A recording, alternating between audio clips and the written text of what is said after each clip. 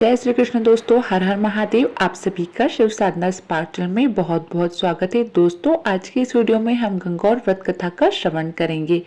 यह व्रत चैत्र मास की शुक्ल पक्ष की तृतीया तिथि को मनाया जाता है।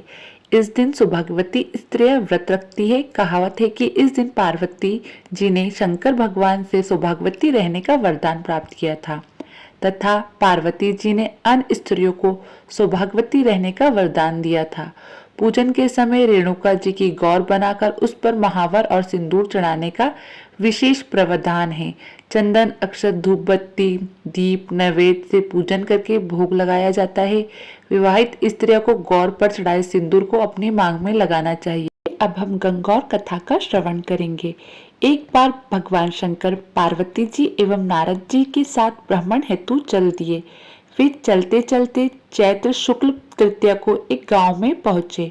उनका आना सुनकर ग्राम की निर्धन स्त्रियां उनके स्वागत के लिए थालियों में हल्दी, अक्षत लेकर पूजा हेतु तुरंत पहुंच गई।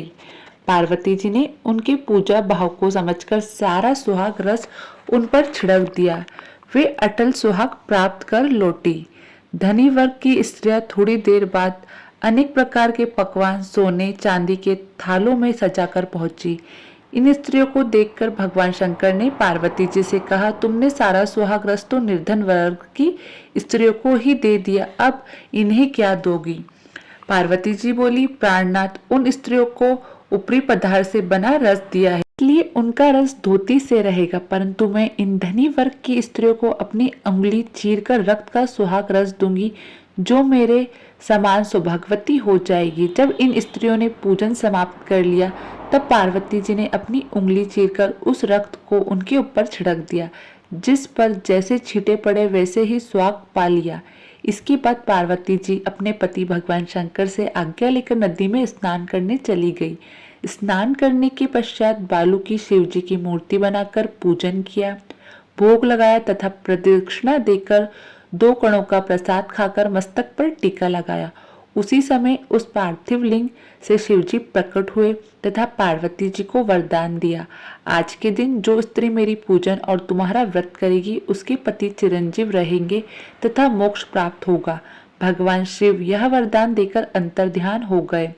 इतना सब करते करते पार्वती जी को काफी समय लग गया। पार्वती जी के तट से चलकर उस स्थान पर आई जहाँ पर भगवान शंकर व नारद जी को छोड़कर गई थी। शिव जी ने विलंब से आने का कारण पूछा तो इस पर पार्वती जी बोले, मेरे भाई भावज नदी किनारे मिल गए थे। उन्होंने मुझसे दूध भात खाने तथा ठहरने का आग्रह किया, इसी कारण से आने में देर हो गई। ऐसा जानकर अंतर्यामी भगवान शंकर भी दूध भात खाने के लालच में नदी तट की ओर चल दिए। पार्वती जी ने मौन भाव से भगवान शिव जी का ही ध्यान करके प्रार्थना की, भगवान आप अपनी इस अन्यायी दासी की लाज रखिए। प्रार्थना करती हुई पार्वती जी उनके पीछे पीछे चलने लगी। उन्हें दूर नदी तट पर माया का महल दिखाई दिया। वह महल के अंदर शिव जी के साले भोजाई ने शिव पार्वती का स्वागत किया। वे 2 दिन वहां रहे। तीसरे दिन पार्वती जी ने शिव जी से चलने के लिए कहा तो भगवान शिव चलने को तैयार ना हुए। तब पार्वती जी रूठकर अकेली ही चल दी। ऐसी परिस्थितियों में भगवान शिव को भी पार्वती के साथ चलना पड़ा। नारद जी भगवान शिव को भी पार्वती के साथ चलना पड़ा। नारद जी भी साथ चल दिए। चलते चलते भगवान शंकर बोले, मैं तुम्हारे मायके में अपनी माला भूल आया हूँ। माला लाने के लिए पार्वती जी तैयार हुई तो भगवान ने पार्वती जी को न भेजकर नारद जी को भेजा, पर वहां पहुंचने पर नारद जी का कोई महल नजर नहीं आया। वह दूर दूर तक जंगल ही जंगल था। सहसा बिजली कौंधी। नारद जी को शिव जी की माला एक पेड़ पर टंगी दिखाई दी। नारद जी ने माला उतारी और शिव जी के पास पहुंचकर यात्रा कर कष्ट बताने लगे। शिव जी हंसकर कहने लगे, यह सब पार्वती की ही लीला है। इस पर पार्वती जी बोली, मैं किस योग हूँ, यह सब तो आपकी कृपा है। ऐसा जानकर महर्षि नारद जी ने माता पार्वती तथा उनके पतिव्रत प्रभाव से उत्पन्न घटना की मुक्त कंठ से प्रशंसा की। जहाँ तक उनके द्वारा पूजन की बात को छिपाने का प्रश्न है, वह भी उचित ही जान पड़ता है, क्योंकि पूजा छिपाकर ही करनी चाहिए। चूंकि पार्वती जी ने इस व्रत को छिपाकर किया था, उसी परंपरा के अनुसार आज भी पूजन के अवसर पुरुष उपस्थित नहीं रहते हैं।